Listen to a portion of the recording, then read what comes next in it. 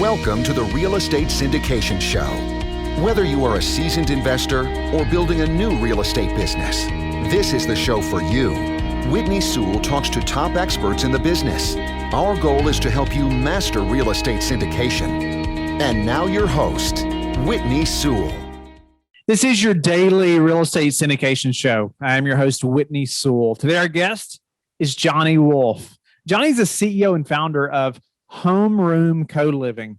So Johnny, he shares with us really a new model that he created around co-living, and it claims that it's one of the fastest growing co-living companies, in the United States. But he educates investors on current properties and redesigning them into lucrative co-living opportunities or dreams, he calls it. But this platform may be something that you as an operator want to think about. It could be a way for you to increase the NOI of your property, the income, so therefore you're increasing the value as well. Or maybe you have a few units, if it's a large project, that you could devote to this, or at least to test it, kind of like an Airbnb model or something like that. But it could be a way that a couple people might pay more for, say, a room. If you have a couple, 2-room apartment, they may pay more per room as a total than they would if they were having to rent the whole project. And so this is a different model that I've not really heard much about, but it could be something that could drastically improve the income of your property, and something you should definitely have just in your tool belt of options. I know you're going to learn a lot from Johnny. Enjoy the show. Welcome to the show, Johnny. Pleasure to have you on. I know you are an expert in a space that, believe it or not, after even 1,000 shows, I don't think we've really talked to anybody that's an expert in what you are doing. And so I'm looking forward to this and really exposing the listeners and myself to this. But give us a little of your background and getting into the real estate business. And then, tell us about your focus right now in real estate, and we'll dive in. Sure. I started my career in finance in Silicon Valley in 2007 and bought a property out of state in Midland, Texas, oil country in 2008. That was my first rental. It was back in the day when you could do 10% down loans on rental properties, which thank goodness that's all the money I had. And then I continued to work in the Silicon Valley doing financial modeling, financial forecasting, and finance strategy for some big technology companies in the Bay Area. And in about 2015, I built up my real estate portfolio a bit. And I'd always lived with roommates in the Bay Area, but moved to Austin, Texas in 2015 after analyzing different markets, deciding Austin had the best appreciation potential of any market in the United States. So I moved there to buy properties with primary residence loans, once again, trying to stay capital efficient. When I was in Austin, all of the properties I had there, I rented out by the room, and I enjoyed it. It was the way that I had lived. I kind of was able to provide cool roommate housing to a lot of people that were migrating to Austin. And also I was able to cash flow really high end properties in Austin, Texas, which ended up doing well on appreciation basis over the last few years, and moved to Kansas City because I was looking to balance my real estate portfolio with something with a bit more cash flow in 2018, and had found about 50 roommates on Craigslist over that time frame, and realized there had to be kind of a better way for roommates to live together than go on Craigslist or Facebook. And so I decided to start a roommate company of some kind, and it became what Homeroom is today. We're in 23 cities throughout the United States, in the middle of Kansas City, Dallas, and Austin, looking to expand into San Antonio shortly. We have 295 roommates. And we, from a lot of core metrics, we've grown over 300% this year, with goals of growing between 400% and 500% next year. So that's Homeroom. Wow. And my kind of real estate background. Yeah, congratulations just on the idea, right? And making it happen, and even just the growth that you've had, through this. So tell us a little bit, give us some details of that. You talked about, you started renting things by the room, right? And then you started this business around that. What does the business do? How does it link people together? Who is that tenant, that's looking for your services? Yeah. So, the cohort of millennials is really the main focus. Obviously, there's some Zennials, Gen Zs are starting to sneak in at the early stage, but we're generally 21 to 35. What I personally saw is a lot of my friends after college, 22 to mid 30s, they weren't getting married yet. And so while living alone in a studio was something all of us could afford, it just wasn't something most of us really wanted. And then when I moved to Austin, that I saw the exact same pattern with other millennials, everyone, living in an expensive studio on 6th Street. I actually did that for a year and I kind of hated it. I think everyone wants where you live to have community, family of some kind. Maybe not everyone. We've seen 1 in 5 folks want to live alone, but that appeal to community is pretty widespread. And so that 22 to 35-year-olds' main focus. They're generally young professionals. Our average credit score is typically above 700. The average age is 27. Gender mix is pretty balanced, although we do have some houses that are like all girls and some houses that are all guys.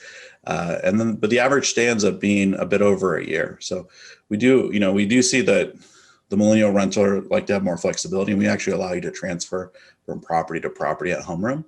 But in terms of how long they stay with us, it's usually a year or 2 or 3. Wow. So is this something that, say, other landlords can use? They can use your software, or how are you all, how does that work? Yeah, so you can partner with homeroom, and we're working on expanding that nationwide as we speak.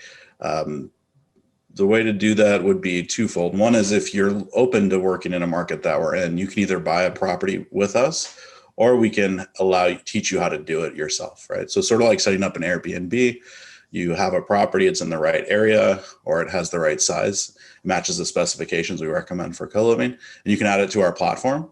And then you'll be able to get up to 50% more rent by renting by the room. So it really, what we find is that with larger homes, especially tenants, they are willing to pay the same amount, even if a house has 5 or 6 bedrooms. And so that's when you can start to make quite a bit more as a landlord and as an investor. Do you see this working in, say, multifamily properties as well? Whether it's a 4-unit or a 204 unit, would this work in a property like that? Yeah, I mean, there's a number of co-living companies on the coast. Star City is based out of San Francisco. They have a co-living model. And then Common out of New York. They're both thriving venture capital backed co-living companies. I think there's a development out of Denver, which is actually one of the coolest ones in the United States. In Europe, we're seeing a ton of the saturation level of co-living is pretty massive, and it's mostly in the multifamily space. So I think the US and we can follow Europe a lot in terms of fashion and all that stuff. We're generally we're following Europe here in the co-living space. And I think we'll see large multifamily co-living buildings throughout the United States over the next 2 to 3 years. Wow. So you mentioned, like a current landlord can partner with you all or use your services to help, you use, this co-living model in some units or in their house, rental house, things like that.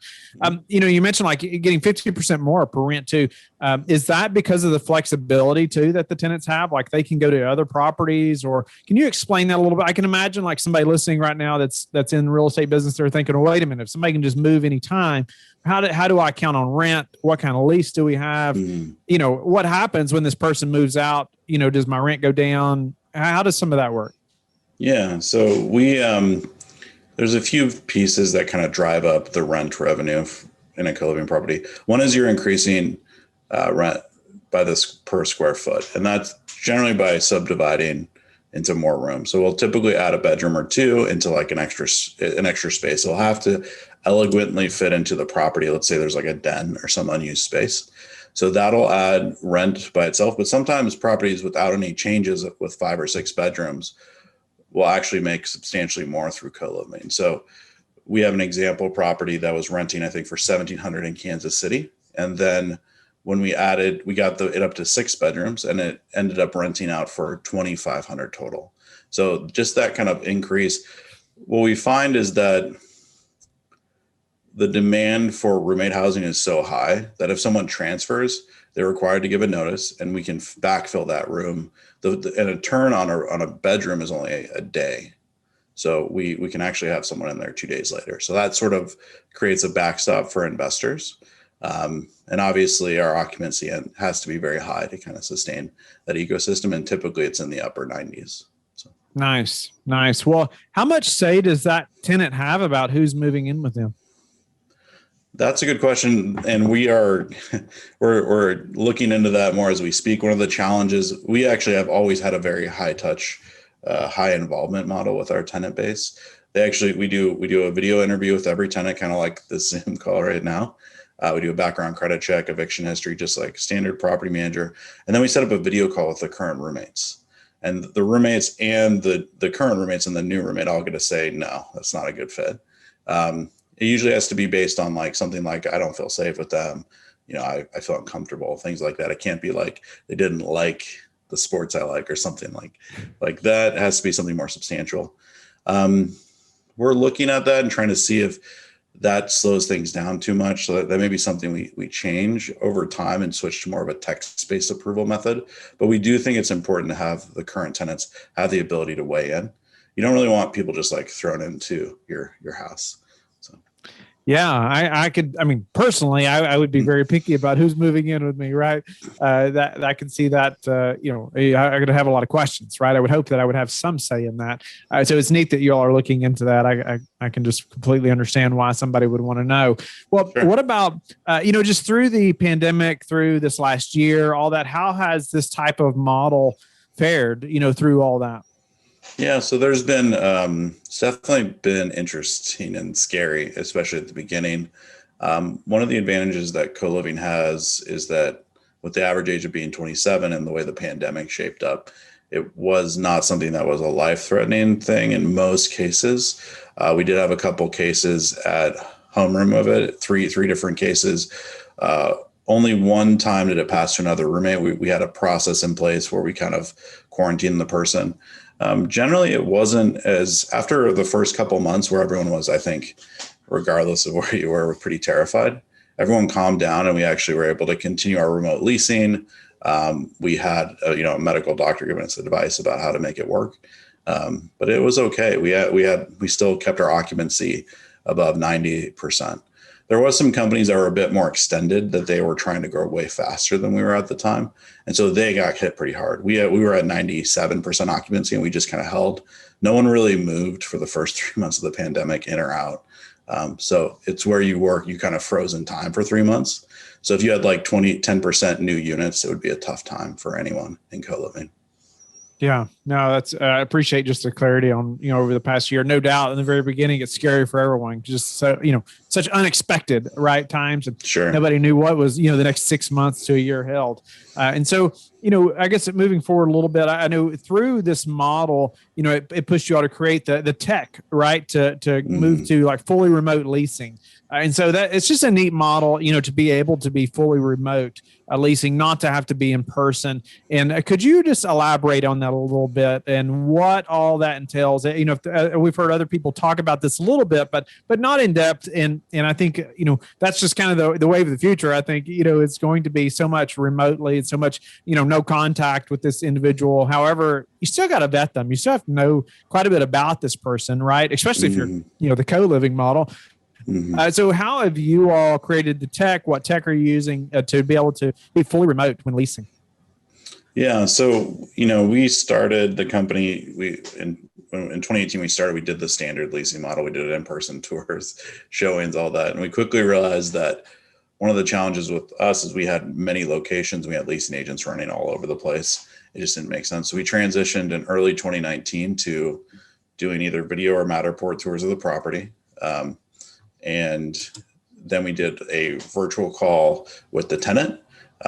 We did online background credit eviction check, and then we transitioned to a virtual call with the current roommates. And so we found that, and we kind of integrated that inside of our homeroom co-living app. So, and I think most of what we're doing is none of those pieces can be pretty much anyone else can emulate that process. I think it's a proficiency in which you can learn to be a video leasing agent. And we have a couple, and they've been in leasing forever, 10 years for one of them. She was a leasing agent at A-class apartment buildings. And so she actually likes it. We've actually been able to attract even better talent because leasing agents historically have to be like stuck in an office all the time. But when you do remote leasing, now your leasing agent gets to travel around, but can still close a lot of leases at a high velocity. And then they can also work after 5 p.m. They can also work on the weekend some. So you trade a little off, and maybe it won't work for a true A-class apartment where the person expects to see that smiling face and get that in-person tour. But I think especially for more affordable locations, B class type properties where people that are relocating, I think it's a bonus. We've seen a ton of people that are just thrilled that they don't have to drive out to the house. And so we're closing 70% of our leases without people even seeing the property. And we have highly customized rooms. Every room is different. And with apartments, multifamily properties, you have rooms that are all very much the same. So I feel like in a multifamily building, it should be 5 times easier. Our leasing agent's biggest challenge is that when a new house launches, they don't know exactly what the room looks like until they have the Matterport tour. So I think with a multifamily, you could switch to that 100% long-term. And I think your closing rate would actually be higher. Nice. So could you just briefly walk through that process a little bit? Like somebody comes to the website, I guess, they're looking for a place to stay. They're considering the co-living model, maybe because it's cheaper individually, right? Yeah. They're kind of partnering with somebody else and, and renting a unit, maybe in a place that's highly desirable, but maybe more expensive than they could afford on their own. And so do they find you through the website, and then kind of what happens, for the tenant through that process to actually, renting a unit or a room?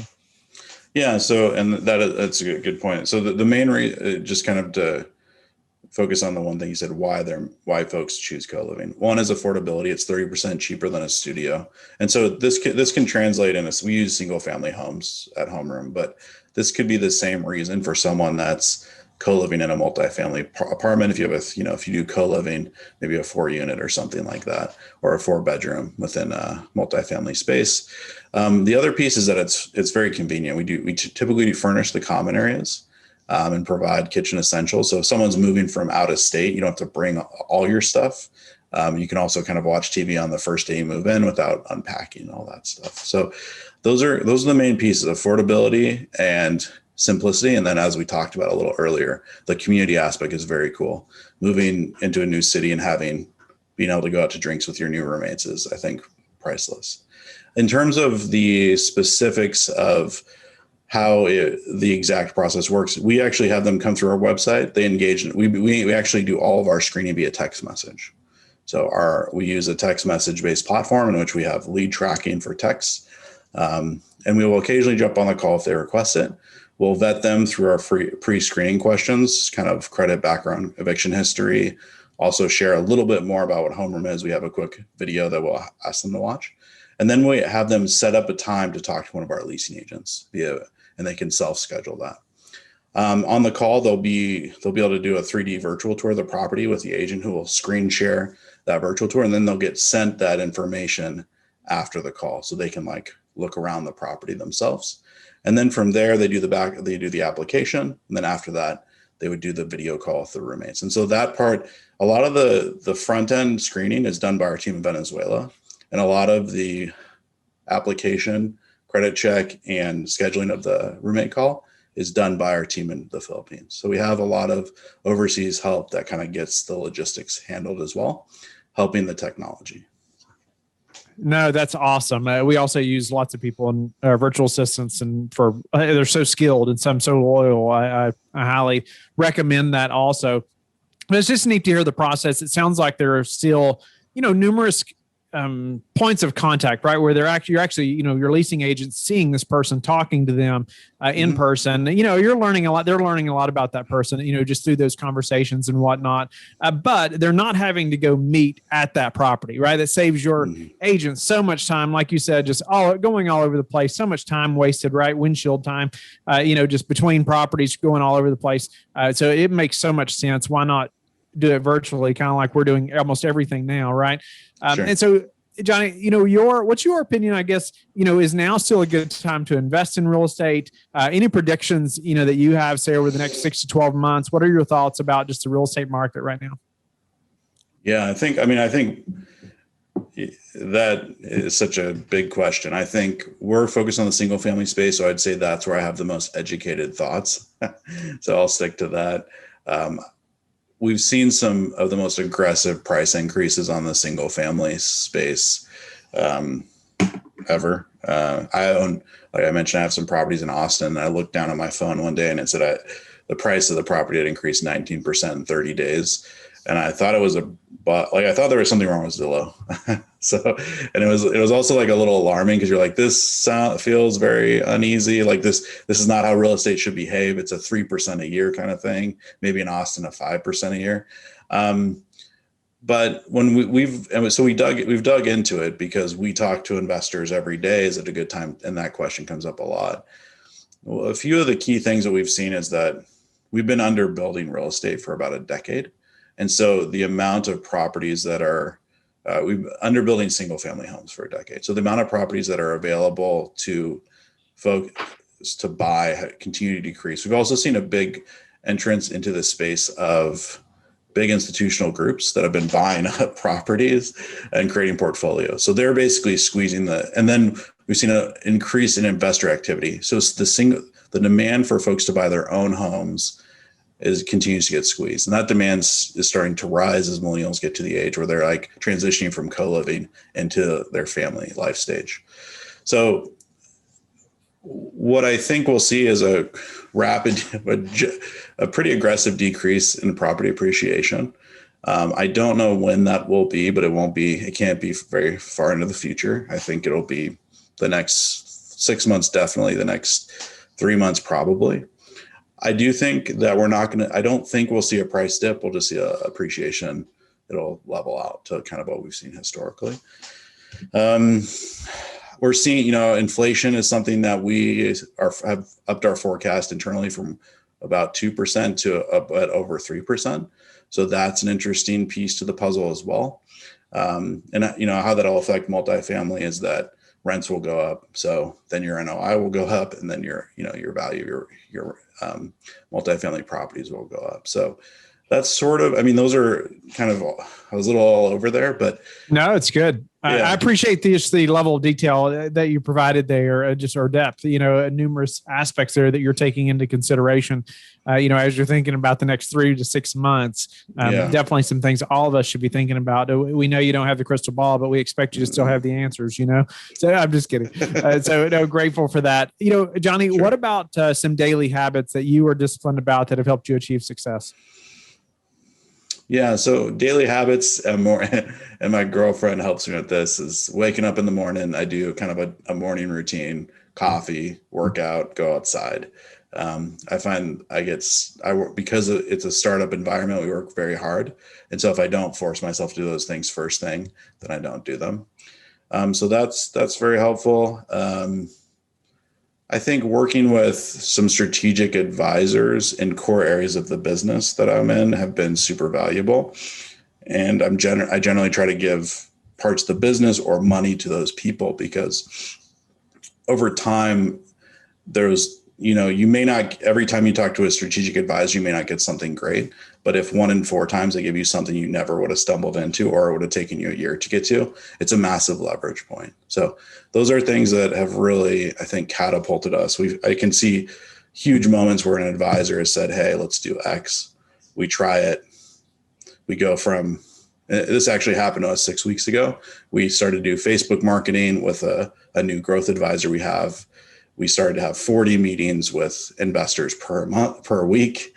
We had to hire a salesperson, and it was kind of like all because he said, hey, you're missing a big opportunity here. The price and the conversion makes sense. So those are 2 keys: morning routine, making sure you have the right advisors involved in your business. Such great points there. I appreciate you bringing up the advisor point as well. So crucial. Why reinvent the wheel, right? There's people that can help you. And yes, sometimes you do have to pay them and it's so worth it. Maybe not always, but more times than not, these people have been there and can save you so much time and headache. And look what it did for you, by having advisors, having these people. And because one of my questions were going to be, what is your best source for meeting new investors right now? Yeah, that's really our number one is, and to kind of, weighing on that advisor thing, I think screening advisors is super important because I think there are a lot of people out there I get offered advice. People offer to be our advisor a lot. Like we get offered a lot. The more success you have, the more people want to advise you because they know you have a bit more money and maybe your company's worth something.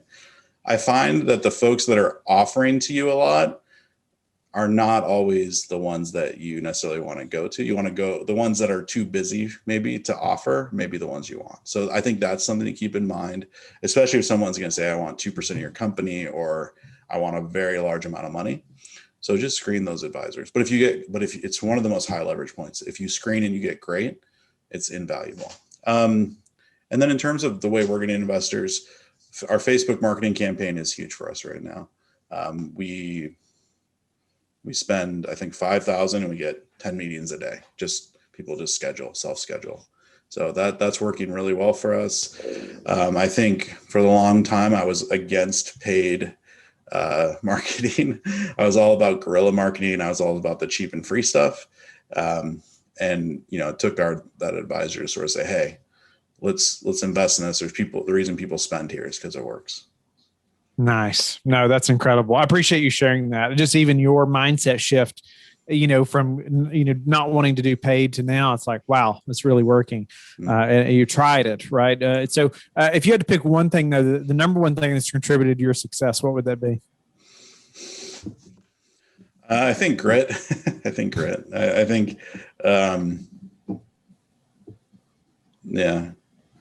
I think, and boldness. I think those two things is sort of like a iterative wheel of sorts. Like if you're bold, you do things probably before you're ready to do them. And then inevitably you get into a spot where you're not ready to do them because you just did something that you weren't quite ready to do. And then it takes a lot of grit to hang in there and fight through that. But by doing that too early, you get further way faster than you possibly could have. But then you have to have kind of like that intensity and commitment to fighting to the next level to actually execute and what you put yourself into. So that's sort of been what it's been for Homeroom, is just us continuing to do that over and over again. And how do you like to give back? Oh, well, I do some advising on the, to early stage startups. That's one of the things I enjoy doing, is that very early stage. I used to do Big Brothers, Big Sisters, but I haven't had the time to do that lately. But yeah, so it's mostly startup advisory stuff. We have other folks that are just maybe a year behind us, and it's really helpful to have someone else that's in it, kind of sharing, advice to getting going, getting out of being stuck in different situations as an entrepreneur. That's awesome. Appreciate you sharing that and being willing to give back in that way. We've been involved in Big Brothers, Big Sisters a little bit years ago. It's just a great program, or it's just great to get connected with young folks that you can help in a big way. Well, Johnny, it's been a pleasure to meet you and just learn from your steps to success and what you've done in real estate, and even this co-living model that potentially the multifamily operators that are listening and investors should be considering, right? Should be thinking through: is this a good model? Is this a way I could increase my NOI? Is this something I should consider? Maybe I should reach out to Johnny, or do more research right around this. So on that note, Johnny, thank you again for all the information and the way you've given to our listeners and myself. How can they get in touch with you and learn more about you?